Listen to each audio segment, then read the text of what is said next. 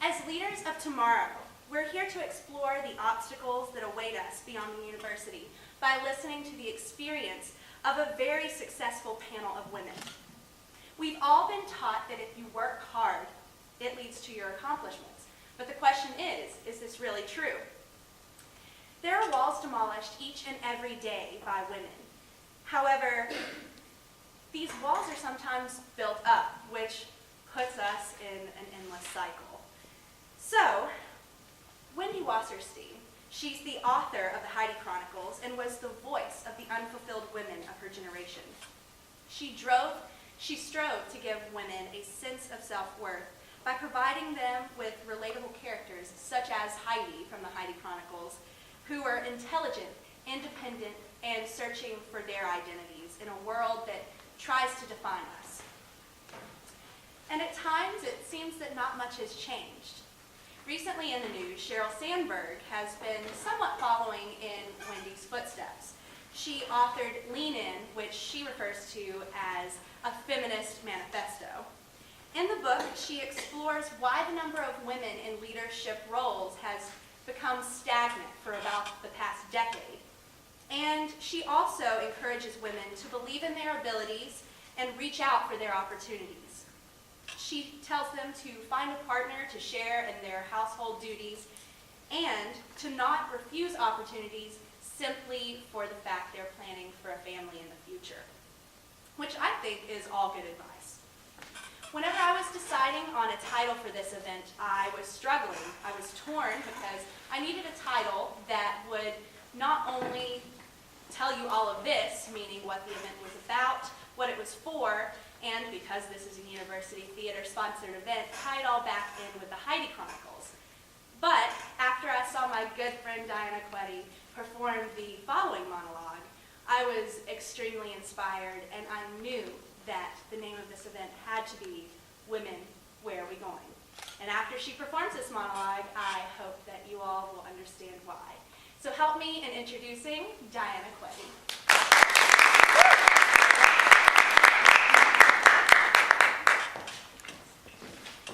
Thank you. This is an excerpt of a monologue from the current show, The Heidi Chronicles.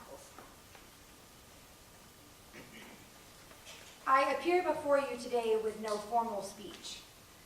I have no outline, no pink note cards, no hieroglyphics scribbled on my palm. Nothing. Well, you might be thinking this is a women's meeting, so let's give her the benefit of the doubt.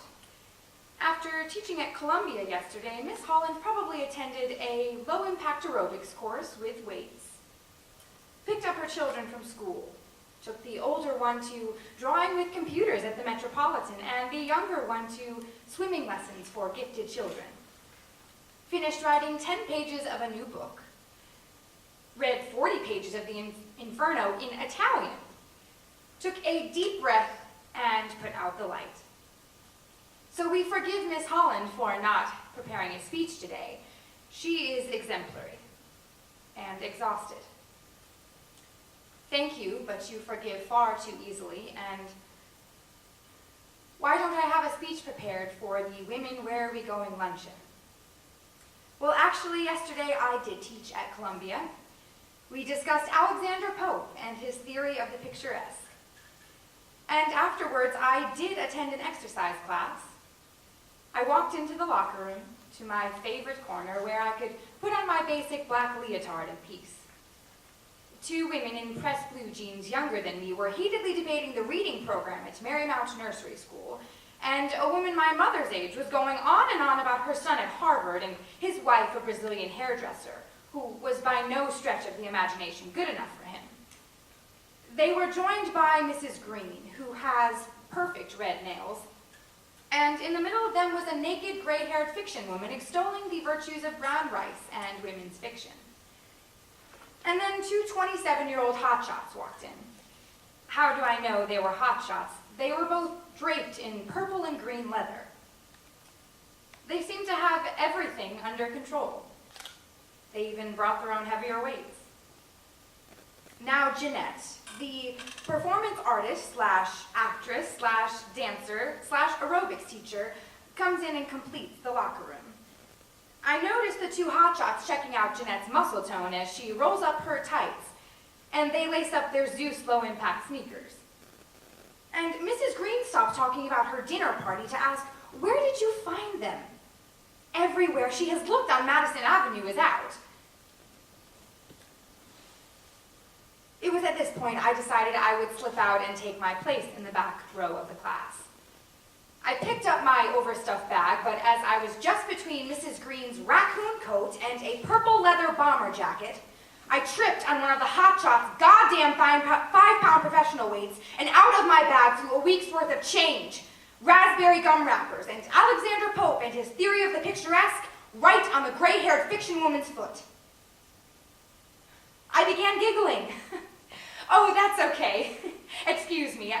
I'm sorry. I'm sorry, I don't wear leather pants. I'm sorry, I don't eat brown rice. I'm sorry, I don't want to stand naked and discuss Zeus sneakers. I'm sorry, I don't want you to find out I'm worthless and superior. I'm embarrassed. No, humiliated in front of every woman in that room. I'm envying women I don't even know. I'm envying women I don't even like. I'm sure the lady with the son at Harvard is miserable to her daughter-in-law. I'm sure the naked gray-haired fiction woman is having a bisexual relationship with a female dock worker and driving her husband crazy. And I'm sure the two hotshots have screwed a lot of 35-year-old women, my classmates even, out of jobs, raises, and husbands. And I'm sure the two mothers in the pressed blue jeans think that women like me chose the wrong road. A pity such a mistake they made, that empty generation.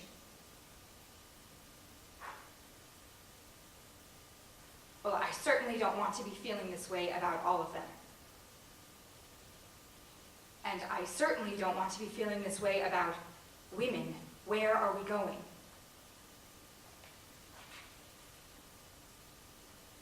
I don't blame the ladies in the locker room for how I feel. I don't blame any of us. We're all concerned, intelligent, good women.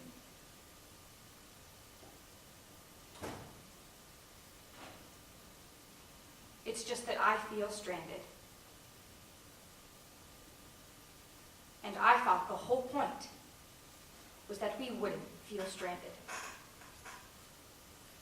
I thought the whole point was that we were all in this together.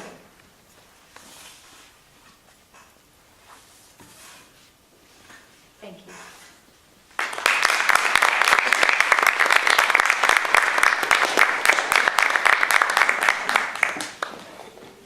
Thank you, Diana Quetty. That monologue always gets me choked up. I've seen the play twice, and it never changes. Today we have a great discussion planned for you all from a very successful and very diverse panel of women. When it comes to experiencing inequality, discrimination, and a change in expectations from our society, each of these women has either experienced it, witnessed it, or studied it and has tried to make a change. Without further ado, let me introduce our panel. First, we have the director of the Heidi Chronicles and assistant director of University Theater, Miss Allison Bergman.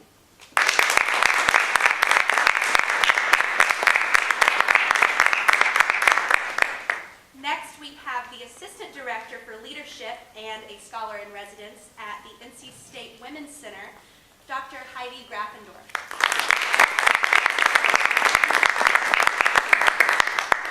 Next, we have the Parent Involvement Coordinator and Homeschool Coordinator of Old Town Elementary School, as well as a local actress, Miss Jan Morgan.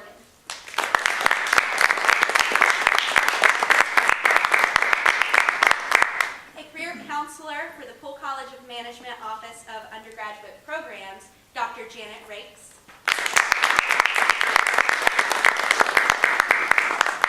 Also from the DePaul College of Management. She is a lecturer in the Department of Management, Innovation, and Entrepreneurship, Miss Deborah Brown. And finally, we have an assistant professor in the College of Education and a contributing author of Juggling Flaming Chainsaws, Academics and Educational Leadership, Try to Balance Work and Family, Miss Lisa Bass.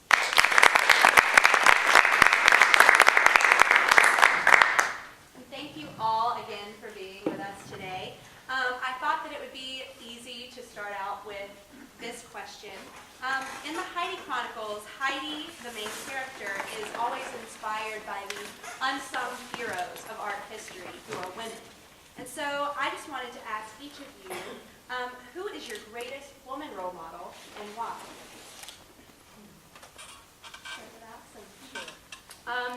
I really grappled with this question because there are so many of them out there. I could look at it specifically in terms of theater or even specifically in terms of directing theater. But I think overall mindset is the thing that really influenced me the most. And I would have to say that actually that's my mother. And we were just discussing in the green room earlier that my mother is the generation that marched in the ERA marches, that literally I was in a stroller in those ERA marches. And she was the one who had the relationship with my father that was equal. And they shared in both the household and the finance and bringing in the income to the family. And she always says her greatest accomplishment was raising two daughters that have careers that they wanted. So now she's retired in her mid-70s. She complains a lot that we never come to visit her, but she says it's her fault because she raised two women who would go on to create the careers that there was no reason not to. And so I have to say, I think really her generation, and specifically a woman who was the only one in her crowd to go on to college instead of get married and have children out of high school, she's absolutely my role model. I'd say my mom too, because it makes me sound bad if I don't. But no, she really was though. But I also have great admiration, really, for. I come more from a sporting background, so women like Billie Jean King or Bernice Sandler, who was a foremother of Title IX. I was born in '73, so right after Title IX was passed, that had tremendous impact on my. I was playing athletics in high school and then playing in college as well. Even though I played 6-on-6 basketball in high school. Does anybody know what that is? Yes, like 6-on-6. I stop at the line. Yes, you could not cross half court, and you were limited to 2 dribbles. There were 3 forwards and 3 guards on one side of the court and 3 on the other side. So there were still, Iowa and Oklahoma didn't switch until 1995, which is crazy to think about today. It really makes me sound old, but there was tremendous, I've seen benefits from that, and also in pursuing my education and PhD. A lot of people think of Title IX as just being athletic related, but it's really education related. So I would say women that were really very involved with the passage of that and influential in advancing that area. I have to say that I find new role models every day among my work colleagues, among people that I read about, women in the newspaper. But my standard for female role models is my mother. And I wish she could be with us here today. Oh, that makes it sound like she's departed. She's not. I mean, actually, I wish she could be in this room because I feel like she should be the one who is here somewhat in my stead. Very briefly, I would say that my mother married young the year after high school. This surprised people because my mother was a very good student and an athlete, and people just assumed she was going on to college. But she did not get encouragement to do that. And she lived in a rural community in North Carolina where it was more the norm for women to marry. So she married when she was 19, had her children when she was very young. She lived for a long time in an abusive marriage. My mother raised the 3 of us siblings pretty much on her own. She worked full-time. She retired from business after working 31 years with the same company. She had always felt very keenly her lack of a college education in her workplace because she worked with men who had had the benefit of going to college, and she saw them make better salaries, more status, and she also saw them profit from her work, capitalize on her work, take credit for her work. So after she retired, she went to college. She enrolled at Salem College. And my mother graduated with honors, won the President's Prize in History after she graduated from college. And I have to say, all her grandchildren were present at her college graduation, which was quite wonderful. And after she graduated, she began to travel. My mother has been all over the world. She attended the UN Women's Conference in Beijing, China, as a non-governmental organizational representative. She has studied at Oxford in England. She has ridden a camel in Egypt. She has been all over the world. And I think I could have convinced her to come with me today, but she works full-time and felt like she could not leave work. My mother's 82 years old, and she is the office manager and bookkeeper for a legal practice. She begins her day every day at 5:30 by meeting her friends in the dark and going to walk, and then they go to the Y and do yoga, and she stands on her head. And she swears that's what's keeping her functioning. So I have to say that my mother, yes, is my standard of the female role model throughout my life, but I also have to tell you, I have resisted her influence terrifically. One of my favorite role models is Rosa Parks, and I've always admired her so much because she was just an ordinary person. She was a seamstress in a department store, and she did something that seemed, I guess at the moment when she did it, seemed so small. She just didn't give up her seat when someone asked her to get up unfairly. And by that act, by that simple act of standing up for herself, by not standing up, she did a great service to the civil rights movement and proving to all of us that we can do so much. Just, we don't have to be extremely talented or beautiful or intelligent. All of us can do great things when we stand up for what's right. I think when I was reading the question, the first thing that came to my mind was all of my professional role models were men. And I had a hard time thinking of a woman that was a role model for me in my professional life early on. I lived in Georgia. I was in the South. I had a traditional Southern family Christian upbringing. My mother stayed home, and she was there every day when I came home.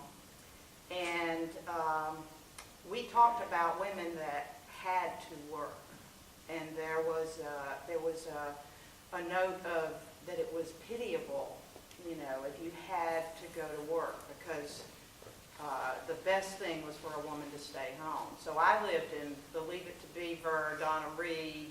Do you guys know what that is? Donna Reed, Leave It to Beaver, no. Father knows best. My mother would say at 3:30 or 4, Dad will be home soon, get cleaned up, and dinner would be started. We had homemade bread every night, a homemade dessert, which is still a problem for me. But because he would be tired and hungry when he came home because he had worked all day. Well, she was raising 4 children and taking care of the house and all of that. So all of the information that I got about the women's role was from my mother. One time I worked full time. I put my husband through school. I got married at 18, and he was still in a bachelor degree. And while I worked, he got a bachelor's, a master's, and a PhD. And I waited. And so I would get up to get me some dessert or something, and she would say, "You need to get Larry something to eat. He's tired. He's hungry. He worked all day." I said, "Mom, I worked all day." And it just went somewhere. I don't know. It didn't connect, you know, in her face that was an important thing.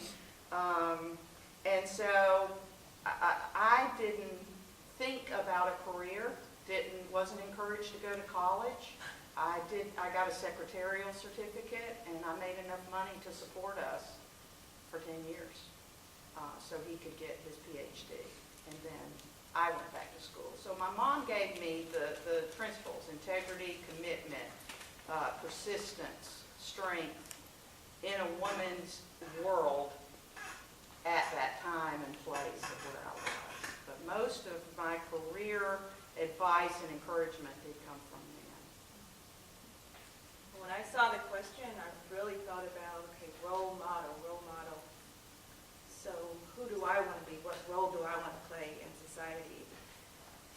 thought about the role model, I thought about women who had made a difference in the world, women who were very strong, women who bumped the system, you know, at whatever stage that they were in order to make the difference that they wanted to make. Women who had a sense of purpose and who used their work to make other people's lives better. So the first person I thought about, start back in the 70s, Angela Davis. She was a civil rights activist and a feminist at the same time. So she really opened a lot of doors for women then. And actually there's a movie coming out about her soon, so that's refreshing that she still remembered and appreciated. Then I thought about Oprah Winfrey, who, you know, faced a lot of obstacles and opposition, but yet still she used her platform wherever she was, whenever she could, in order to make other people's lives better, not just to get her career going and to become a billionaire, but to also help others along the way. And then I thought about Michelle Obama, who uses her current position, who's not only, they're all educated, they're all well-spoken, all articulate, but she uses her position to articulate things that are important to, you know, the world, child's health and health and wellness in general. So, people who make a difference. And then the next question that I thought was the most obvious is, after listening to Heidi's monologue, have you ever had the same feeling that Heidi did in that monologue? And in what context? If you'd like to start. Wow. Yes, sure. I mean, I think some of those feelings are there because we do understand ourselves in the reflection of others. And we can look around us and say, are we successful based on our contrast to other people? Are we successful? Are they more successful? What am I doing wrong? How is my life different from theirs? And how did they get to have all those things I was trying to have and balance all those things that they have? I think, I know for me, career came first. I think any of us who work in theater, and I'm sure it's not exclusive to that industry, but when you work in theater, there just isn't any other time to do anything else unless you make a distinct choice to only do a certain kind of theater or just go into academia directly or something like that. Because of the demands of time and travel and commitment to it, I had to definitely make some choices that I look around at some of my, even the people I went to college with and other peers of mine who chose other paths, and whether it's getting married and having their children, and now their children are in college. I chose not to have children. I chose to work on my career and see what happened later. And so I think there is always a comparison factor. I definitely feel an envy factor in some ways, but I certainly am at peace with the choices that I made. And when if you were to ask this of those women, they'd say the same thing of me on the other side.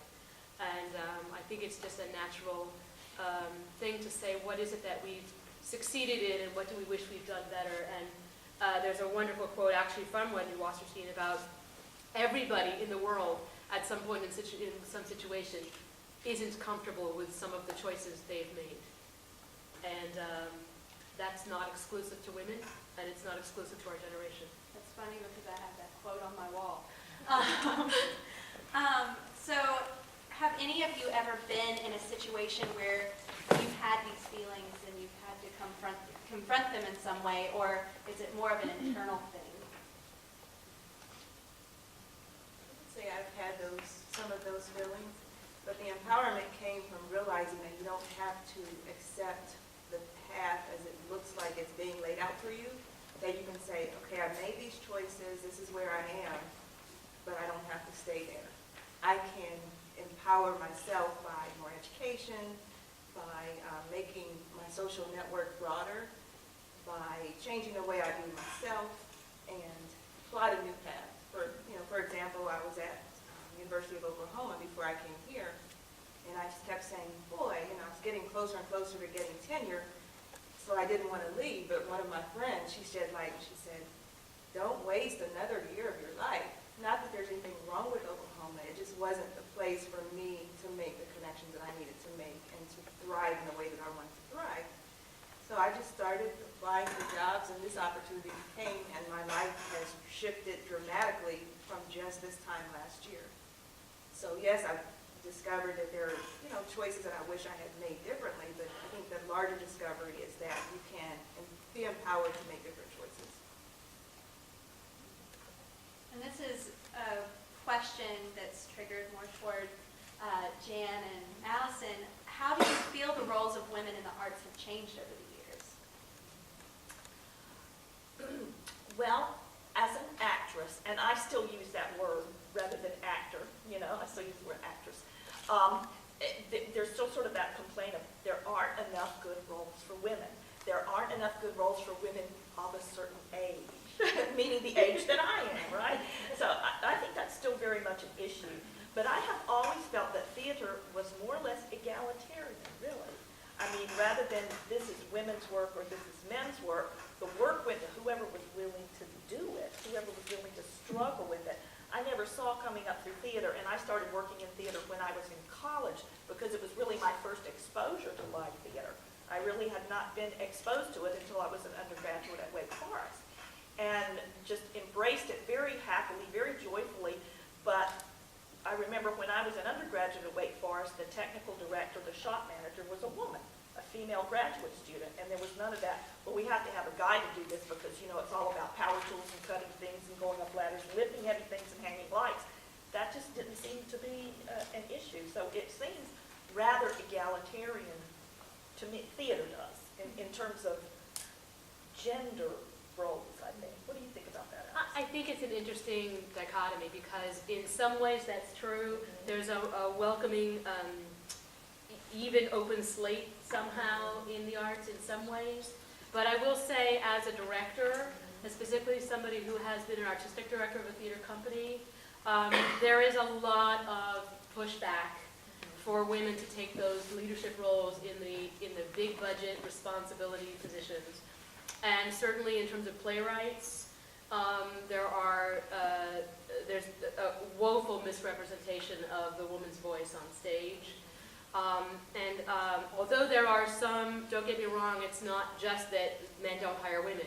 There are some wonderful artistic directors who are men who do purposely support hiring women directors and producing plays written by women. But unfortunately, it's not the norm that I found across the country.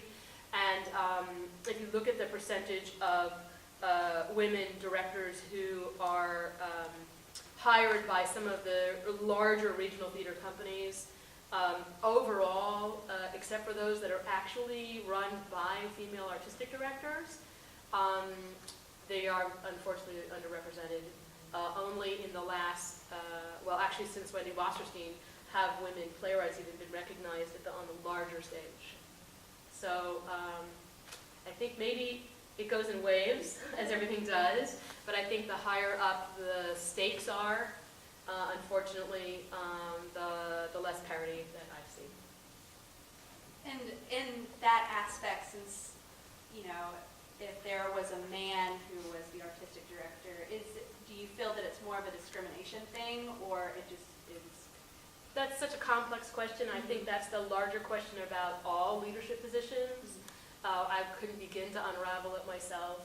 And it doesn't even mean that it has to be, it's a man artistic director or not hiring directors. Please don't misunderstand that part of it. It's just, I think, a general culture about leadership.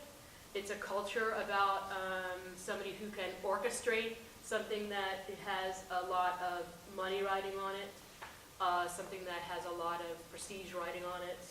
And if people feel that they're comfortable handing the reins over to somebody for something as large as either a large commercial production or even a film, which is an even larger budget issue. So I don't know. I'm sure it's some combination of things, but I think it's a cultural thing that if we could crack that nut, it wouldn't just be in the arts. But you allude to, even when you say, you don't know if somebody has to be comfortable handing over the reins, and somebody has to be comfortable giving somebody such a big project where so much money is involved. Right there, you're, without saying it bluntly, is, kind of that covert discrimination of, women handle art also there's underlying, even with what Yep. you said, whether it's you identify it outwardly or not, it's true, it's there. So the next topic is just, can you speak of a time when you felt personally discriminated against? And I know, Ms. Brown, from your class, you have several stories. Yes, I have been working since 1969, and so the environment was rather different at that time, for sure. And one of the jobs I had was administrative assistant to an airport director, and the woman that I was replacing, she got up to leave and said, "Well, good luck." When she trained me, and her purse fell on the desk and a gun fell out. This was in an airport, things are different. And I said, "What do you mean?" She said, "You'll find out." And I was 18, and I had Farrah Fawcett hair, and I went to this job, and I was taking shorthand, and he asked me to come in on a Saturday morning. And I walked in and sat down in a chair to take shorthand, and he locked the door, and no one was there. And then he started to circle around me and got closer and closer, and his crotch rubbed against my arm. And he was talking and with his pipe, while he was doing all this, and I was writing in shorthand, and I started to cry. And because, as I told you, from my experience and my background, there was no talking back, and I was a good little Southern girl, and the tears were falling on my pad, and it was getting all blurred. And I don't know what happened. I had only been there about a month, but he said, "I see you're not feeling well. Why don't you go home?" And so I started looking for another job. So the next question was, what did you do about it? Well, in that case, I left, and typically women leave. That's a lot of times what happened. But the biggest one that was, I did also have one job where my boss asked me to go out with the ICC deputy because we were going to get a penalty for driving trucks illegally. And he said, the guy said if you'd go out with him, he might just give us a warning instead of a penalty. So that makes him a pimp as far as I'm concerned. And the last one that was bad, this is over many years, but I was a purchasing agent for a chemical company, and there were not many women in chemical production in the late 70s, early 80s.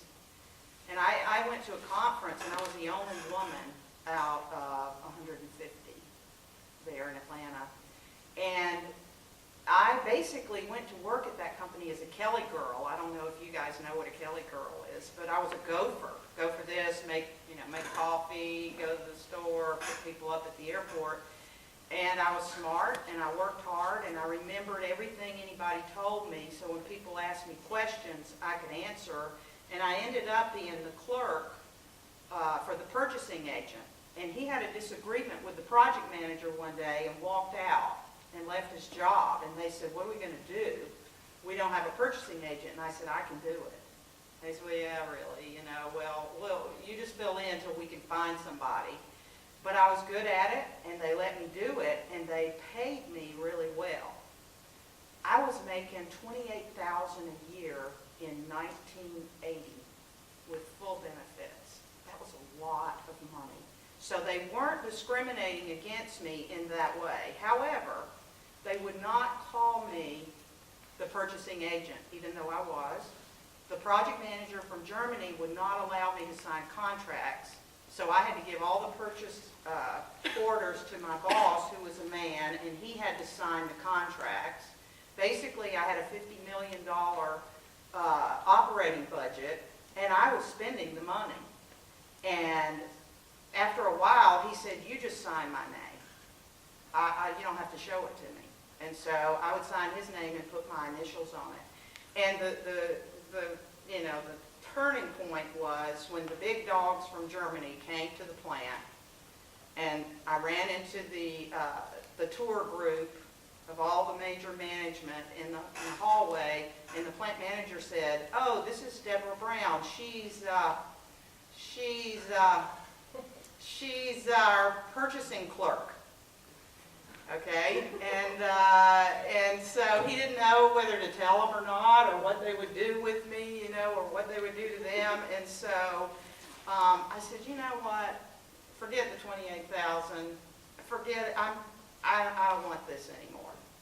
And those people really had trouble with me leaving to go back to school. I said, "I need some ammunition. I'm always going to be a woman, you know, but I could get a college degree because I didn't have college at the time, and I was able to take that job and do it." So, you know, that was one of the times that inspired me to do more because of that. They also didn't make a women's restroom for that plant because they didn't want to hire any women. And they had to redo the blueprints and everything because when they hired the American plant manager, he said, "You can't do that. We'll get in big trouble." And so they refigured it and put in a women's restroom, and they said, "Okay, we'll hire 5 women." So they hired 5. Okay. One for each star. And I was a Kelly girl, so, you know, one was HR, one was a custodian, I was the Kelly girl, one was the receptionist, and one was a lab assistant, and all the rest of them were men. So that's one example there. And the other question that you said was, how does this shape? Yeah, go ahead. I'll So, let you do it. but how would that have shaped your view of the fight for equality for women? Well, I did call the EEOC at the time, and that was the first time I had experience with a phone tree, you know, where you say things and the phone takes you to different places. That was the first time I'd ever experienced that, and this was by 1981 or 82, and the current political environment was not very sympathetic to women's issues, and they just said, you know, you don't really have a case. Just go do your work. I mean, that's what I heard from EEOC at that time. And that was a time when he wouldn't call me the purchasing agent that I decided to push back. Because up until that time, I'd been a good little girl. I'd done what I was expected to do and worked hard, even though the money was good. But at that time, I also read The Women's Room, which was written by Marilyn French. And my husband, I've been married 41 years to my high school sweetheart. I followed my mother's advice. And he said that ruined everything when I read that book. Because, you know, one of the quotes from that book was, "Women of the world clean the windows of the bathrooms, so, women of the world clean the windows so the men can see out." And she also talked about bathrooms and men not clean bathrooms, so I got that confused. And I wasn't aware of women's issues until I read that book, really. Even though I had been treated badly, I just figured that was part of the way things were. Well, what about the rest of you? Do any of you have an experience you'd like to share where you've been personally discriminated against? Thought I'd throw it out there. I'm thinking of employment experiences, and anyone who works in theater has a lot of different employment experiences outside of theater. I have done my tenure in, you know, food service industry and that sort of thing, and often felt discriminated in those types of jobs. And I don't know if it's so much gender related as it is that food servers professionally, well, at the time, like in the 70s when I was working in restaurants, had such low status that management could get away with anything, with treating you any way they wanted to. You really had no legal recourse, no legal protection. And I don't know if that was so much a gender issue as just the general status of the job. I really hope that has improved in the food service industry, that workers have more protection, more legal recourse. Because I've just been in some situations that you just would not believe what people said and did. So I think someone here in the audience had a response to that. Well, younger people may not know that there used to be employment ads under men and women. so that a woman could never apply for an accountant job because that was a man's job. A man could never apply to be a secretarial assistant, even though he was good at it, because that was a woman's job. And women who fought all these fights had to fight the newspaper to change that. And that was a big change. Well, I can remember in one restaurant where I worked, it was very colorful. It was an Italian restaurant, authentically Italian staff. They were funny, and just absolutely infuriating. We had 3 waitresses, 3 female servers, and then the restaurant owner, the manager and chief cook, hired a waiter. And we found out that he was paying the waiter more than he paid us. And he just said quite boldly, you know, without shame, he's a man. He had some class to the place, you know. Now, this waiter happened to be alcoholic and very unreliable, but he was a man, so he added some class to the place. He spilled drinks on the guests. Well, while we're on the topic of men, I would like to get your input on what you see the role of men in the fight for women's equality. So, Dr. Riggs, if you would like to start. Men's welfare is so closely tied to women's that I don't think you can really separate it. Men have mothers and grandmothers and sisters and friends and wives. And if they're being discriminated against, it's going to hurt them too. I mean, it could be with race, sometimes people can separate more easily. But when it comes to gender, men and women, their lives are so closely intertwined that I don't think you can separate the welfare out. So that when men fight for women's fair treatment, they're fighting for themselves. Because when their wives are paid fairly, then more income comes to them. When the medical community treats their mothers with the same respect as their fathers, then their mothers may live longer to support them.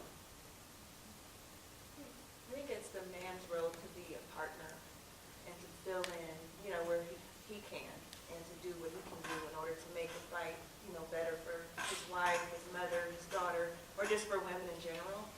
I think in the workplace, one way that a man can stand up is if he hears talk or something that's, you know, against women or that's discriminatory, to stand up and say, you know, that's wrong, you know, we need to do better than that now, rather than to not say, to be silent or to agree with it or, you know, shake his head or to join in.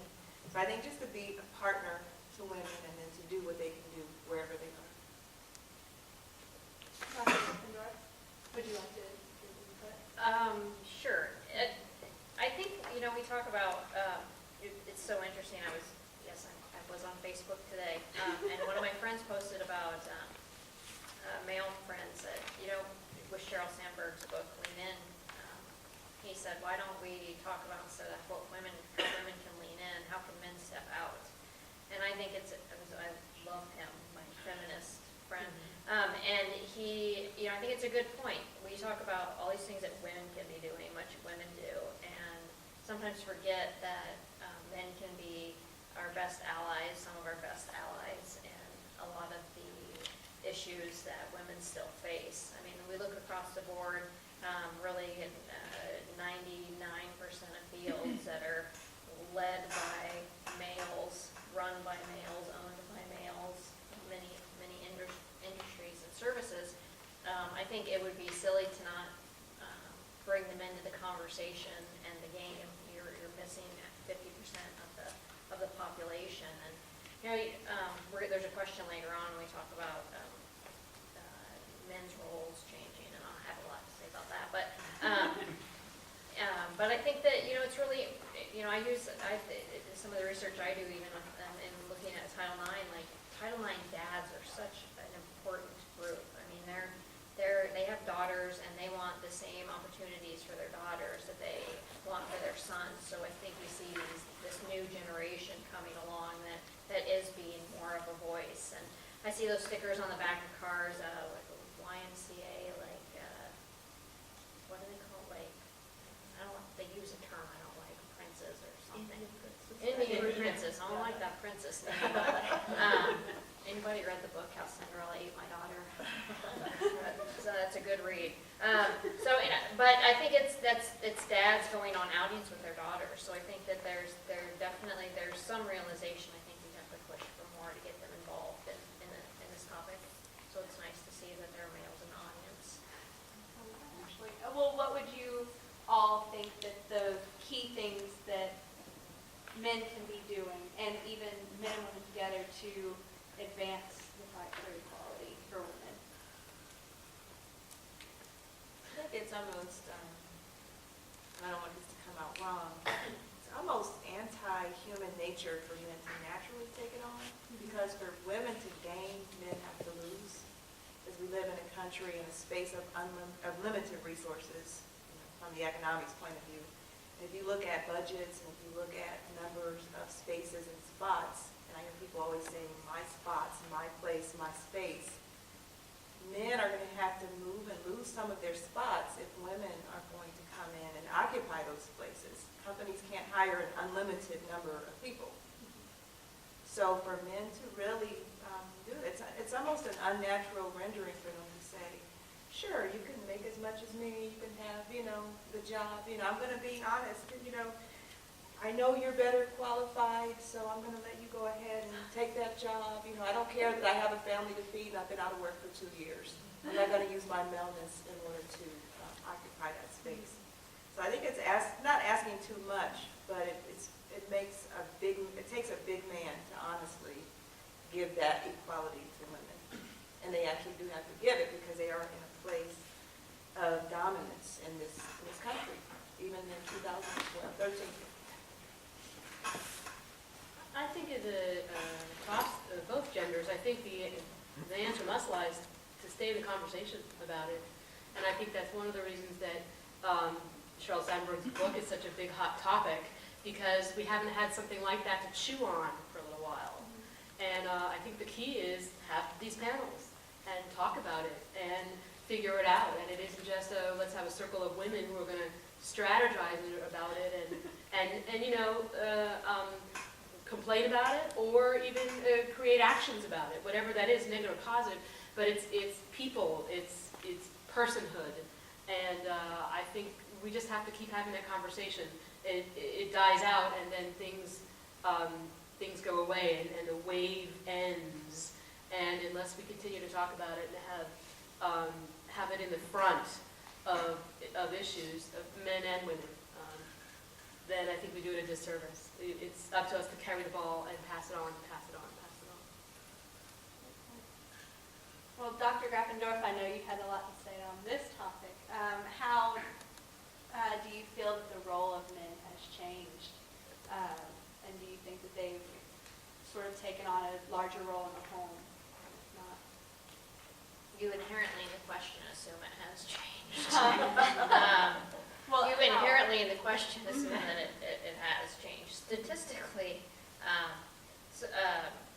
we know that even if there are both men and women working, and Sheryl Sandberg brings this point up, she talks about how men and women could be working 8-hour days the same, and women still do 3 times as much of the child care and twice as much as the housework that men do. So I don't really see the roles, at least in the home, that has not evolved yet. There's that very ingrained perception of what roles are in the household, and who's in charge of childcare, who's in charge of the housework, who's in charge of cooking. And I think that's one thing that when we talk about social roles and how we learn about social roles early on and how they're defined, that I don't see a lot of shift in that. I mean, I think it's really kind of that simple to go back to social role theory and socialization and think about, when you find out your friend's having, your sister's, somebody's having a child, what do you buy them? What do you get them? And it's automatically, we're buying pink and easy bake ovens, right? and for guys, we're buying trucks and sports, and we're defining their roles for them before they even come out of the womb. And I think that is so deeply entrenched in our society still, those roles. And if you step outside of that role, there's backlash, and there can be backlash for both men and women, but there's definitely a catch-22 if you're in a role that's not congruent with your gender role. So anytime we see a woman in a leadership position or a power position, because that's not congruent when we think of power and leadership, it's not congruent in our minds. There's backlash against women for that. I mean, I talk about the Hillary Clinton effect all the time. I mean, she's a great example of that. You know, there's a catch-22 even for women that do get into leadership, that she's attacked for then, you know, being too assertive and masculine. And, you know, men can face it too if they go into a field that's not congruent with their gender role. So male nurses, they face a backlash. And I think, no, I think there's still, that's still around and thriving, unfortunately. I think it's made it very difficult. And with the economy and more women working and, you know, almost kind of pushing that, saying, you know, well, maybe more men do have to stay home and take home that role. And if there's anything that anybody in this panel would agree with over time in history, anytime there's any kind of social change and movement, there's pushback. And I think there is pushback on this issue.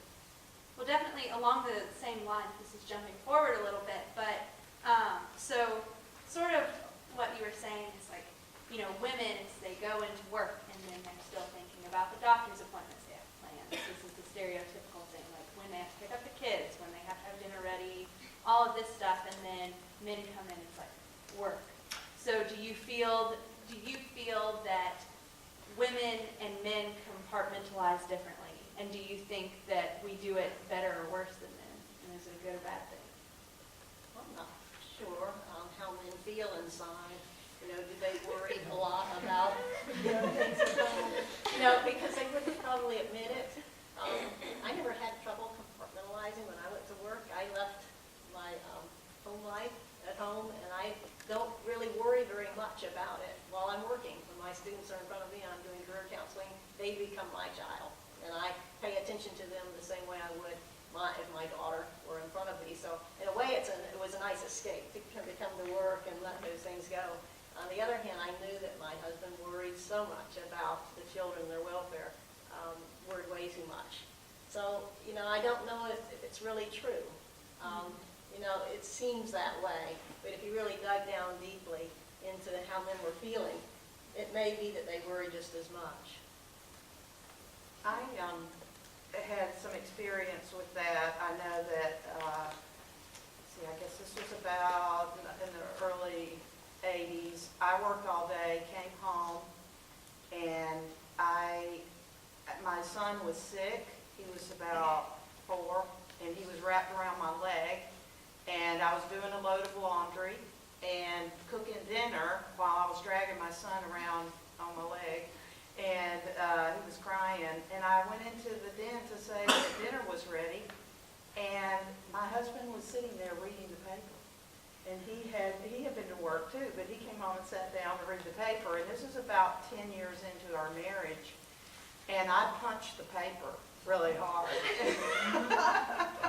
And I said, nobody sits down till everything's done. And I had just done it up until that point and never thought anything about it. And at that point, it was a tipping point for me, you know, and he remembers it, and so do I, you know, and he got up and said, okay, and ever since then, he's been very willing, but the thing that's so interesting to me, and this is what my daughter tells me, she's 29, she's been married 5 years, she's the main provider for her household, and she says he doesn't do enough. And I felt like he didn't do enough, you know, and he would say, just put it on a list and I'll do it. You know, just give me a list.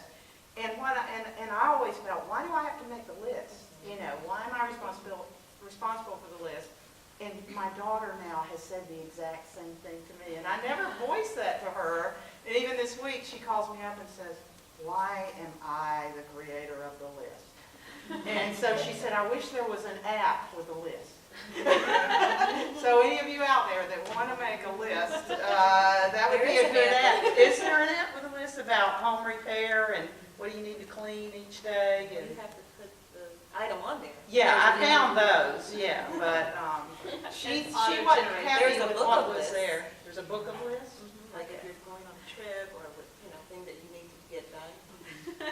So that might give her a jump. That might help, yeah, I know. Give it to him. Well, definitely, we've been talking about the positions that, I feel like we sort of touched on this, the fact that women are sometimes given positions because they are women, and it's that role. So can you tell us a different time whenever it was just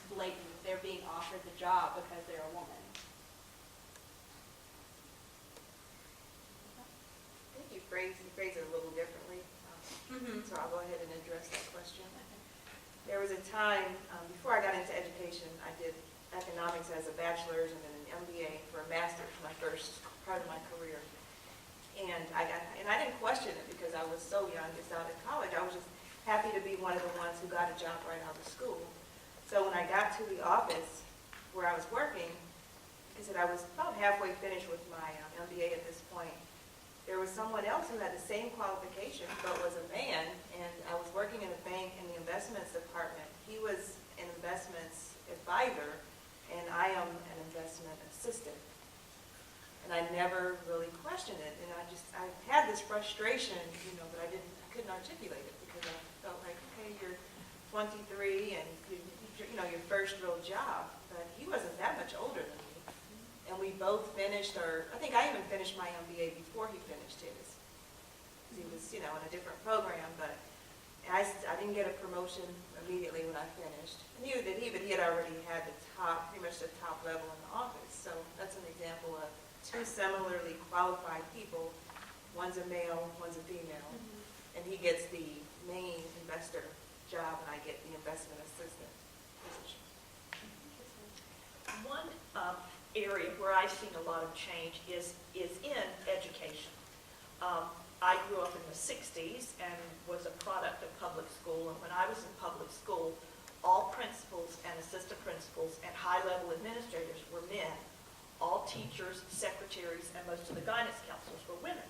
Well, I've worked in a lot of different educational settings, and I've taught very young children all the way up to older adults.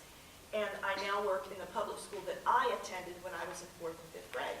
I would say overwhelmingly in the schools in my county, the principals are women, particularly the elementary schools.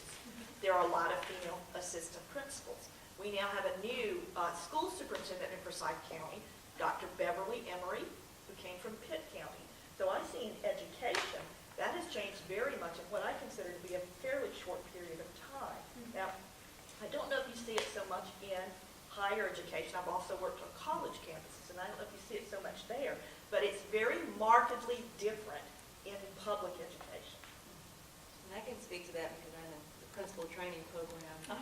We do have more women, but especially in the larger districts, the women tend to do elementary schools.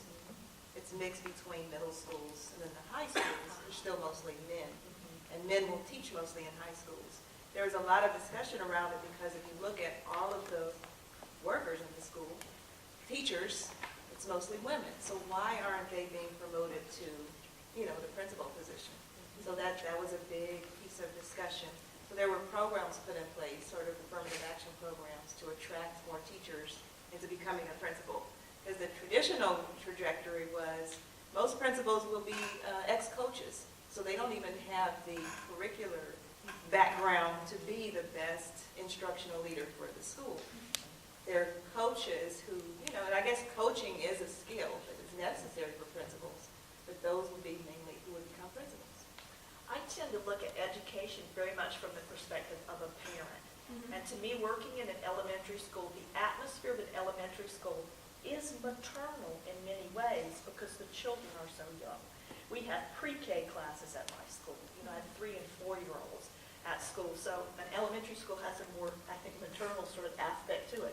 But then we have kids in the 5th grade. We have some 5th grade boys, and we think, boy, does this one need the male role model. Do we wish we had, male teachers as part of our 5th grade team? So I feel like in some ways that's a kind of legitimate Now gender you're talking about the differentiation. gender roles of men and women, and why at home men can be excused from not changing diapers, putting the baby to sleep, because it's such a maternal thing. Well, my I'm husband just saying the always- socialization that Yeah. we do. Well, now, I have to say, my husband, my former husband, I was married for 26 years to my high school sweetheart. That does not mean we graduated from high school and the next day we got married. We were married at 26, but I was married to the young man who was my high school sweetheart. He was very much a hands-on father, was never one of those men who was like squeamish about, oh, I'm going to drop the baby, I'm going to hurt the baby, ooh, this smells funny. Never. He was very much a hands-on father, very much a very good father to our children when they were very young, and now in their 20s. He's a very good father. So Well, I think that speaks to an earlier question about role models too, because I have to say for myself, I grew up in a very progressive household. Frankly, before I was born, my parents were both beatniks in California, and there was always equality in the housework. Even more, I think my dad doing most of it,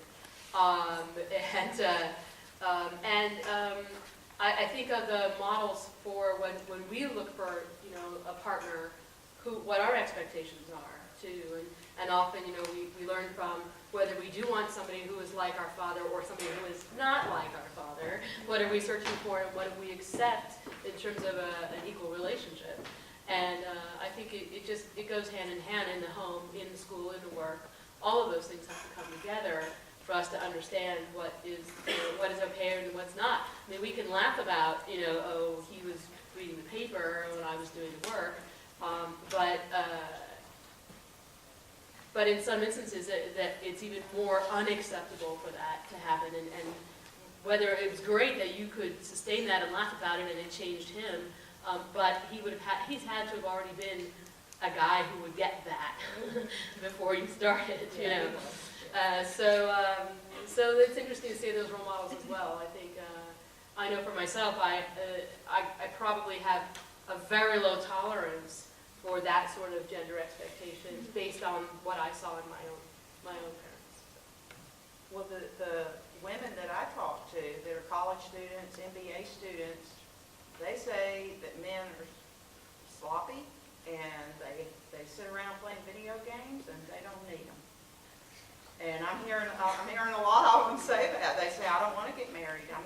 They move in together and they experience what it's like, and that it's not, this is anecdotal, of course, but it's just, they say, they don't need them because they don't have to be provided for. They don't need them to have a baby. You can buy sperm. And, what really do you need a man for? I really love having men friends. All my life, I have had lots of male friends. They have always been very important to me as friends. So if I'm not married now, I have my children. I'm not looking to have more children, but I really love having men friends in my life. I love the different kind of perspective that they bring. So, even if I weren't wanting to marry them, because I don't need to be supported and I'm tired of the video game habit, I would still want to go hang out with them at times. So. Well, they do that. So going along the lines of having the male friends, when's the most time that you felt most empowered by a group of women? And have you ever felt Empowered by a group of women. Yeah. I'm still thinking on that.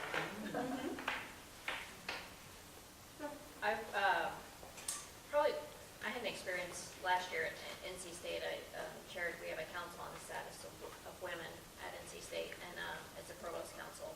And it was really when women are on the same page about issues and there's great discussion back and forth on the table going on, and we're addressing issues like this council was very influential in making automatic tenure clock extension and making sure that graduate students got parental leave and didn't lose their graduate assistantship, and getting the word partner in our and defining family more broadly.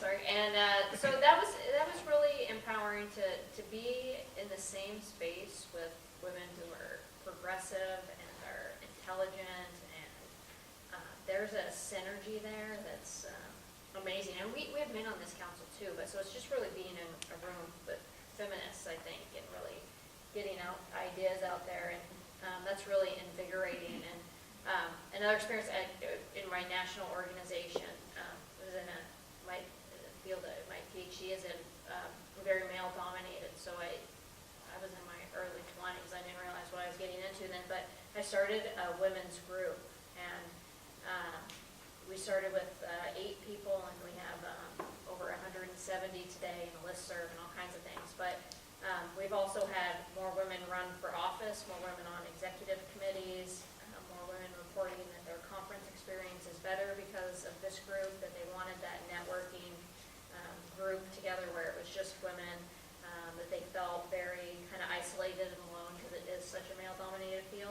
So that's a very empowering experience. And when men were saying, "Why do you need a women's group?" which infuriated me because they would never ask.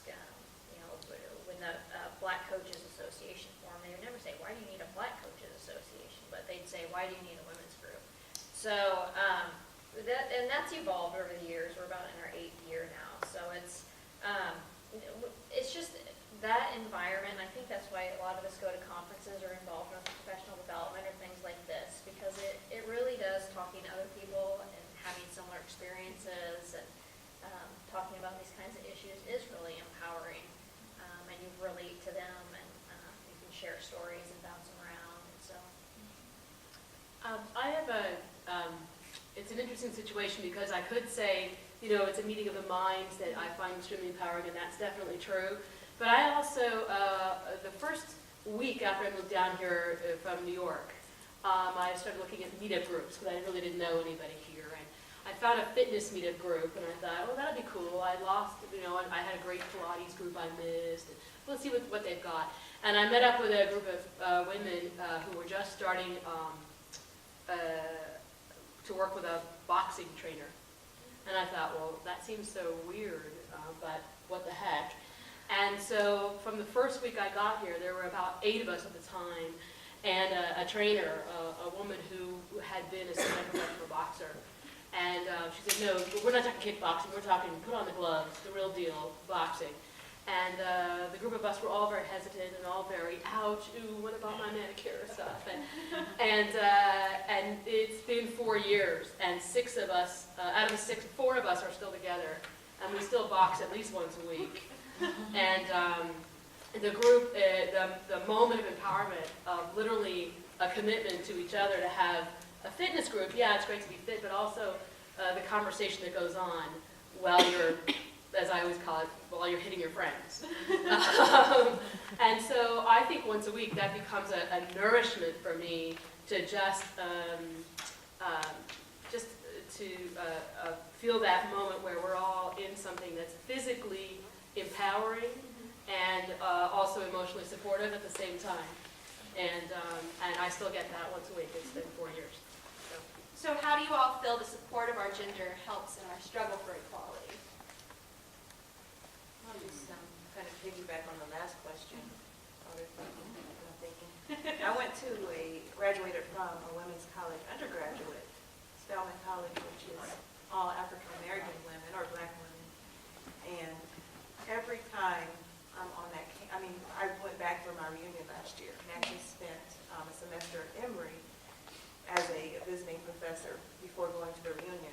So as I'm driving, I wasn't even on campus, but as I was driving toward the campus, tears just started flowing because I just realized how much being around those women and hearing the stories and seeing the diverse backgrounds and all of the obstacles that a lot of us overcame to get there, to be there, to graduate, how much that brought to us and brought to me, and how I could see one of my Spelman sisters and immediately there's a bond, and we have that commonality.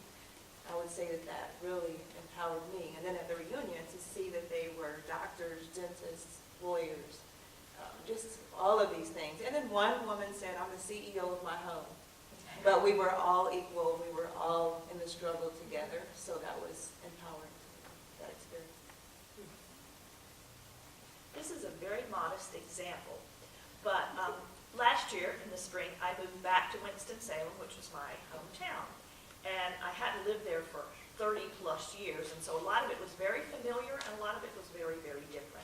And so I'm trying to find different groups to connect with, outside my work colleagues and church. And I was invited to join a book club. And that just sounds like a very, kind of suburban sort of thing, I suppose.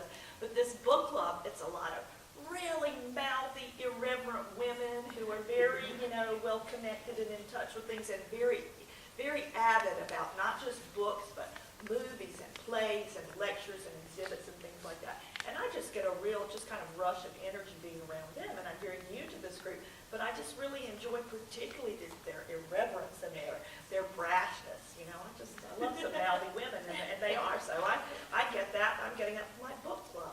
Well, that's great. And sort of women today compared to the opportunities you had growing up? I think there's so many more.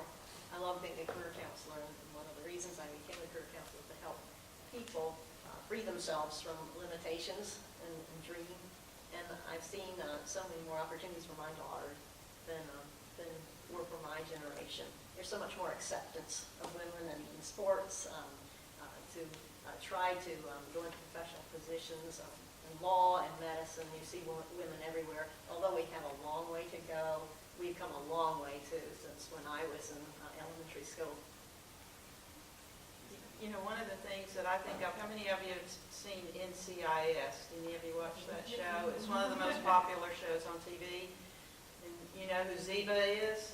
Ziva's my hero. I mean, Ziva can take care of herself. And I think about a lot of what you see in the media now, the women, even in the cop shows and things, the men would always step in at the end and finish it, you know, and take care of everything and protect a woman from getting exposed to the bad parts and all. But Ziva, they call Ziva when things are bad, and she goes in to protect the men. And I just think that's really, you know, sort of encapsulates how it's different.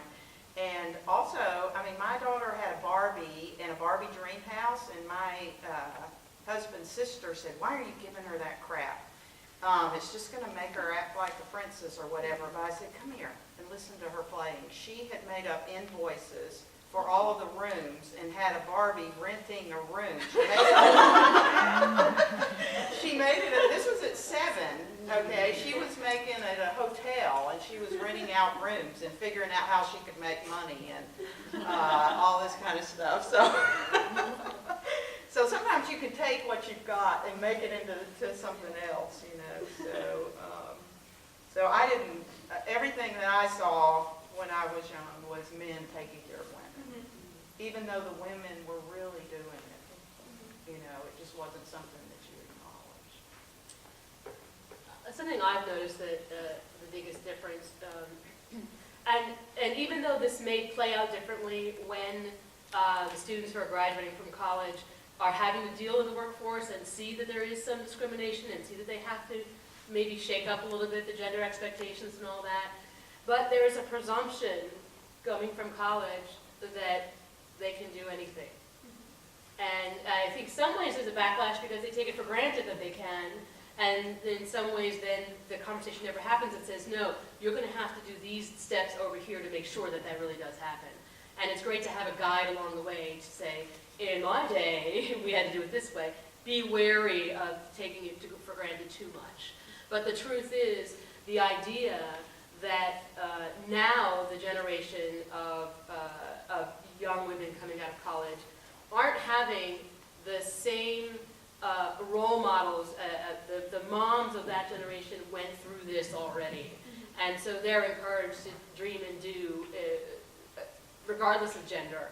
And we don't have as far to go to say, well, why couldn't you do that? The limitation isn't there in terms of our forward thinking. It may be there in terms of the difficulty of the struggle when we're finally in the battle, if you will, but that's not the same. And I think probably, I think for my generation, it was true, but not always true. It was true that we could think forward, but there was not the encouragement of, there was absolutely no reason if that person wants to go into medicine that they can't be a medical doctor.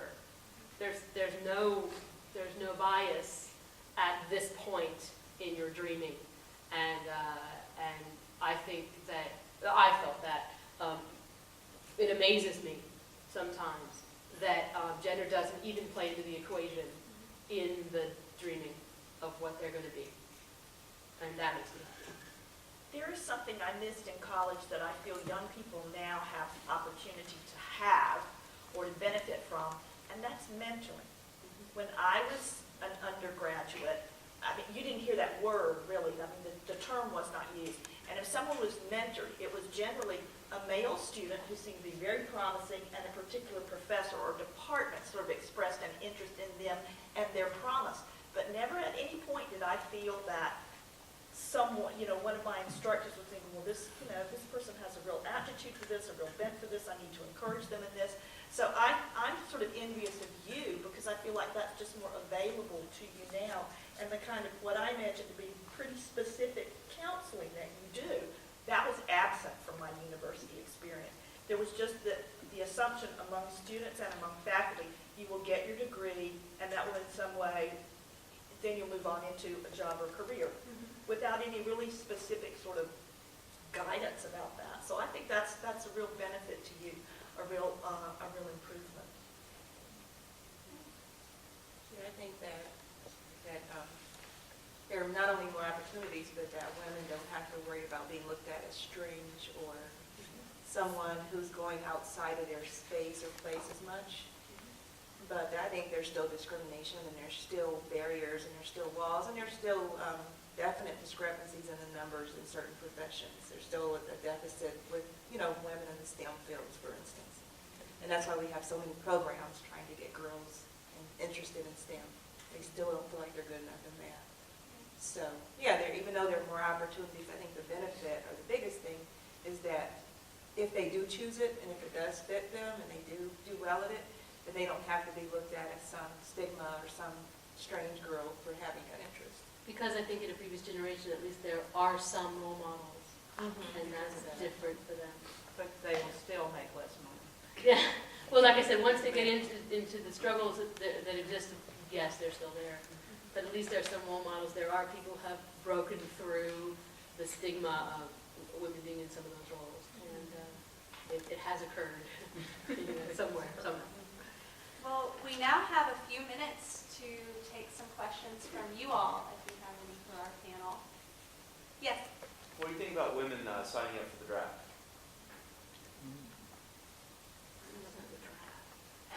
Yeah, every student or every male has to sign up for the draft. But women don't. And now women are allowed in combat, so I guess it's pretty equal now. Are they required though, as males are? Males, yes, females, no. Well, They're selective females are service. required. I'm not sorry I missed out on that. I'm not. That is not where I wanted to be a barrier buster. No, I did not. I can remember when my brother was in college, he wasn't doing very well. In my high school years, I just lived with this dread that he was going to be drafted and sent to Vietnam. So I'm not sorry to have missed out on that particular experience. And he was not drafted and sent to Vietnam. I think that might be part of a larger issue, whether you support the idea of selective service and draft at all, whether it's gender specific or not. So, I think in Israel, they all do. Is that right? Yeah, for everybody. and that's not just draft, that's actual service, 3 years of service. Yeah. We have to go through, I think, 2 Mm-hmm. to 5 years or something. Yeah. But even within that, there's probably gender roles within military. Well, now I have a question for you. How do you feel about it?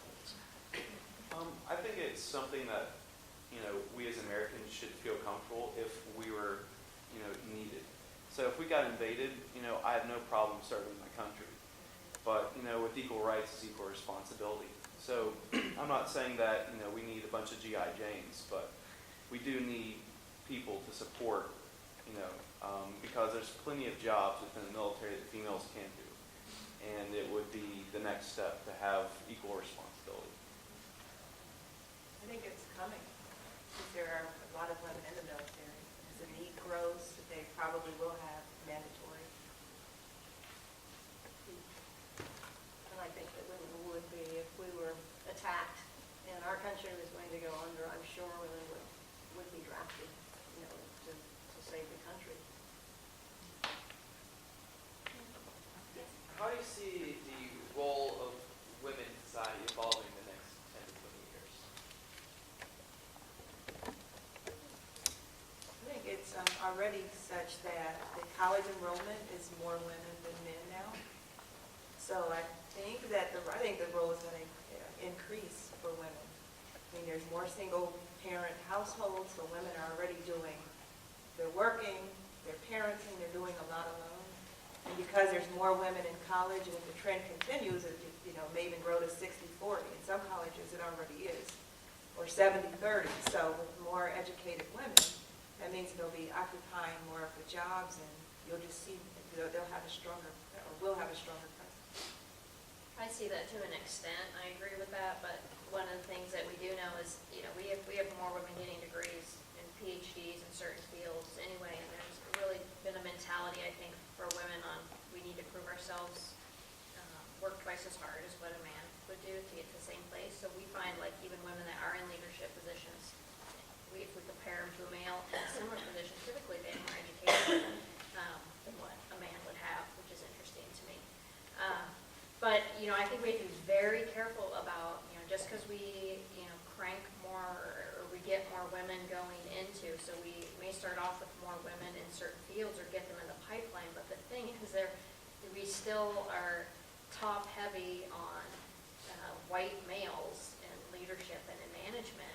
We can say the same thing about our country becoming more diverse as the diversity increases and Caucasians being a minority. That doesn't necessarily mean that we're going to have more in management and leadership positions. And so I think we have to continue to have these conversations about perceptions and stereotypes and roles about what we think make leaders and managers.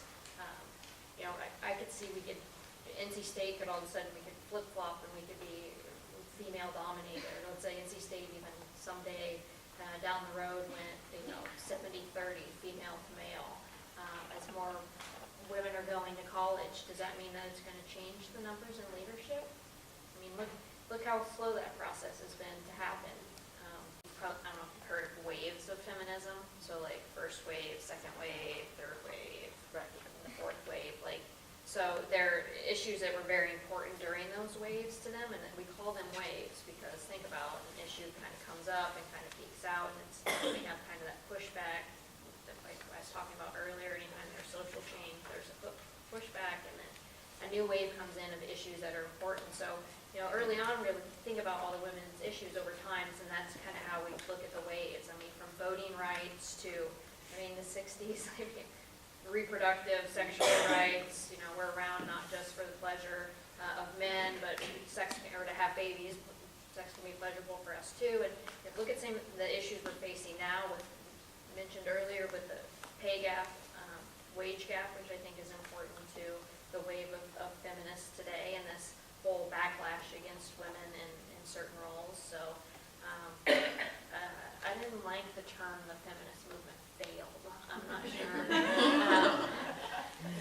The second wave, axe to grind the second with wave that crested, term, but and came no. down. But it does move like that, Right, so it's ongoing. And you make a really interesting point about today's generation and issues that are important to them. And I see a lot of them that are recycled with birth control issues that we have going on now, access to birth control. And just recently, the morning after pill being made available, and we're still talking about reproductive rights and this wage gap issue. And I do wonder sometimes, and with today's generation, the issues that we're going to see on the horizon kind of next, because it's an ongoing, the feminist movement is an ongoing movement. So, And it's her a pendulum. boxing club is gonna. That's right.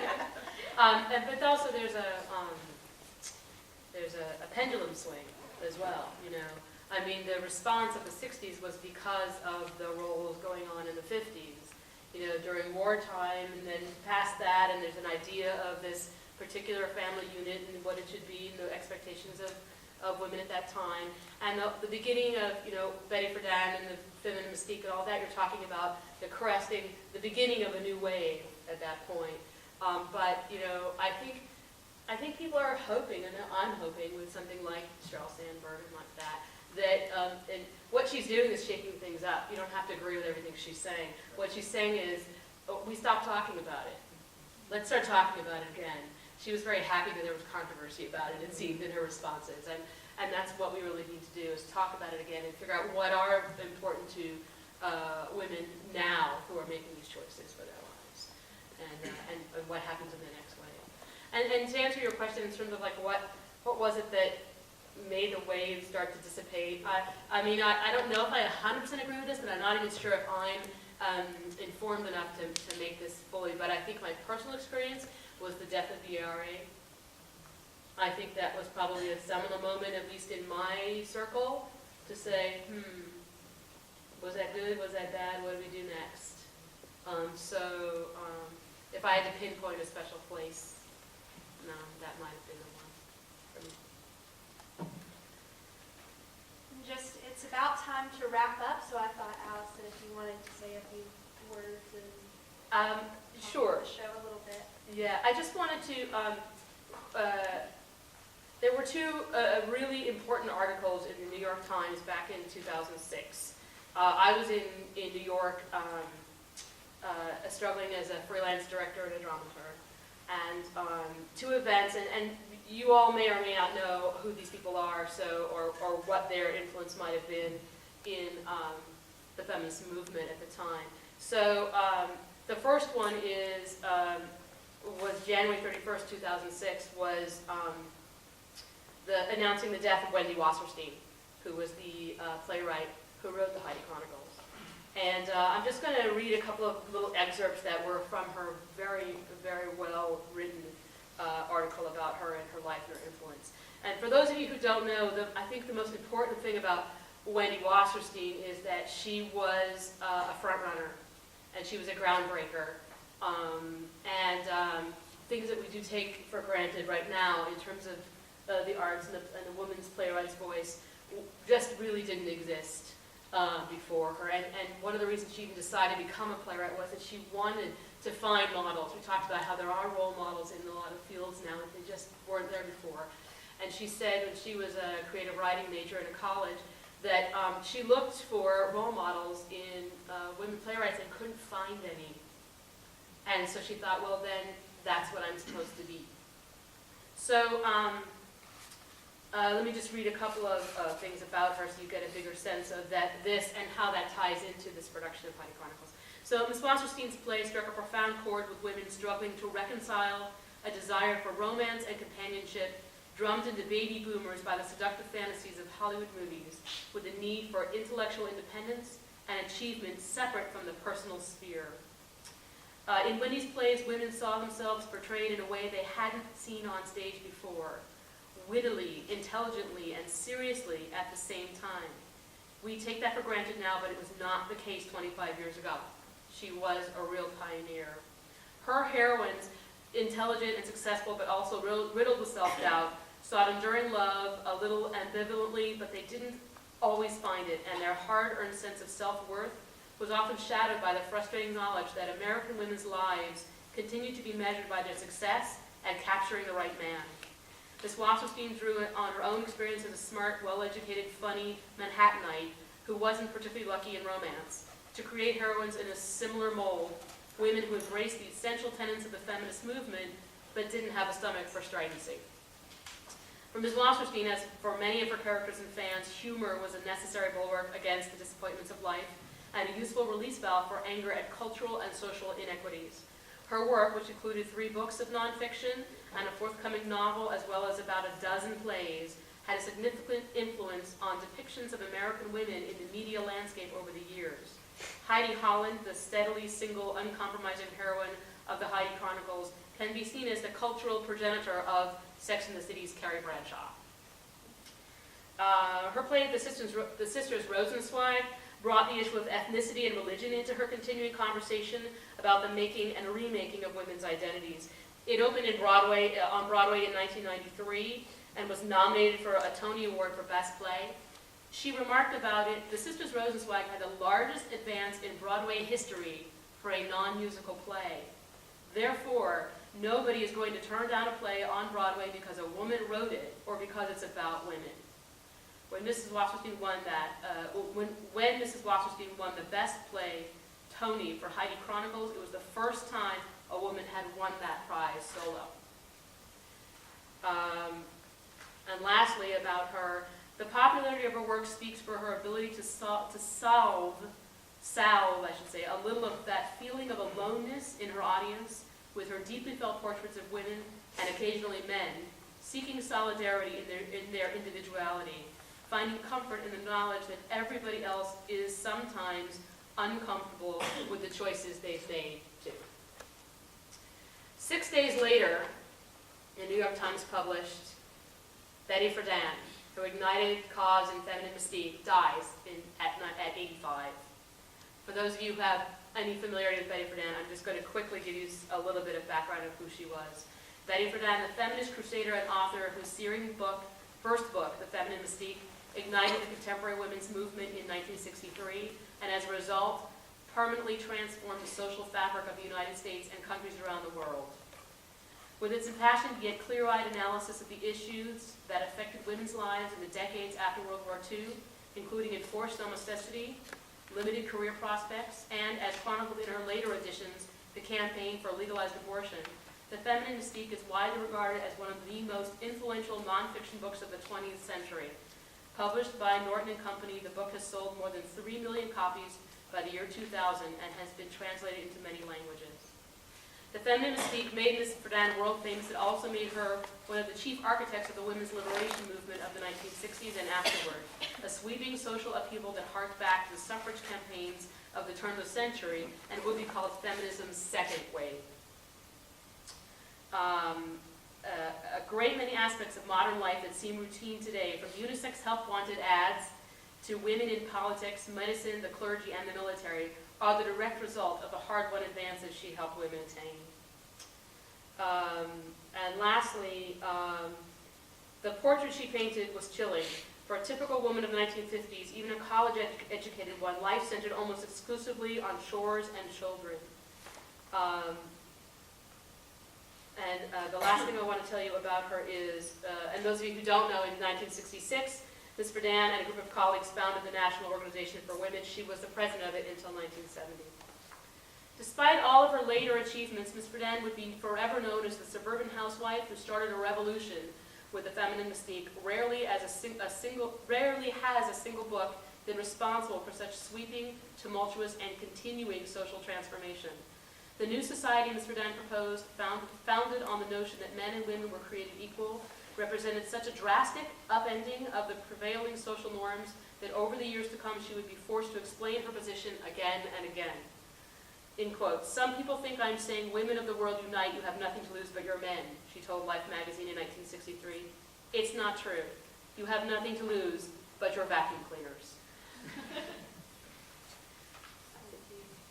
Well, I definitely encourage everyone to come see the Heidi Chronicles that runs until the 21st, and it's a great show. And I just want to leave you with, we are not only here today to be educated by the past experiences of these women, nor are we simply here to become less naive of what awaits us after graduation. We are here today to find the courage to ask ourselves, where are we going? And to be inspired by our futures and the unknown. Thank you.